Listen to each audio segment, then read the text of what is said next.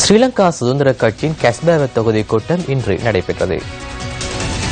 முன்னாள் அமைச்சர் காமினி லோக்குகே தலைமையில் நடைபெற்ற இந்த கூட்டத்தில் ஐக்கிய மக்கள் சுதந்திர கூட்டமைப்பை பிரதிநிதித்துவப்படுத்தும் கட்சிகளின் தலைவர்கள் உள்ளிட்ட பலர் கலந்து கொண்டனர்.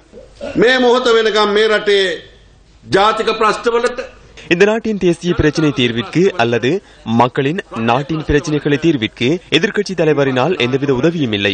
அதனை தற்போது எமது தினேஷ் குணவர்தன மற்றும் விமல் வீரவங்ச ஆகியோரை செய்கின்றனர்.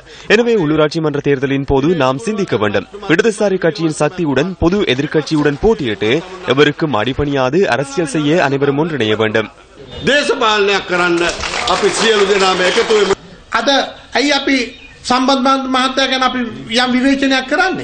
ஏனென்று நாம் சம்பந்தன் தொடர்பில் விமர்சனம் வெளியிடுகின்றோம்.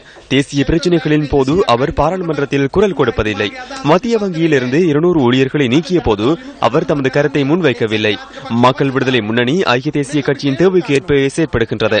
இதனை நாம் புரிந்து கொள்ள வேண்டும். ஜனவரி 8ஆம் தேதி பொது வேட்பாளரான மைத்ரிபால சிறிசேனவை வெற்றி பெற செய்வதற்கு உதவி புரிந்த ரணில் விக்ரமசிங்கவை பிரதமராக்கினர். அவரின் வெற்றிக்கு உதவி புரிந்த தமிழ் தேசிய கூட்டமைப்பிற்கு எதிர்க்கட்சி தலைவர் பதவி வழங்கப்பட்டது. அவ்வாறு என்றால் எதிர்க்கட்சிக்கான உரிய செயற்பாடுகளை கூட்டமைப்பில் உள்ள நாங்களே நிறைவேற்றுகின்றோம். சந்தானன் இந்தலா விபக்ஷே கட்டெடுத்து கரன அப்பே மினிஸ்ஸு ඊයට මාස 2යි නේද? அரசாங்கம் பதவியேற்று நேற்றுடன் 2 மாதங்களாகின்றன.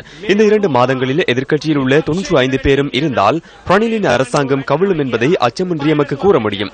மக்களின் தீர்மானத்திற்கேற்ப தன்னுடன் எதிர்க்கட்சியில் அமர்ந்து கொண்டு மக்களுக்காக 2 மாதங்கள் செயற்பட்டால் அரசாங்கம் ஒன்றை அமைப்பது மிகவும் இலகுவானது என்பதற்காகவே மஹிந்த ராஜபக்ச பாராளுமன்றத்திற்கு வருவதற்கு ஏன் தீர்மானித்தார்?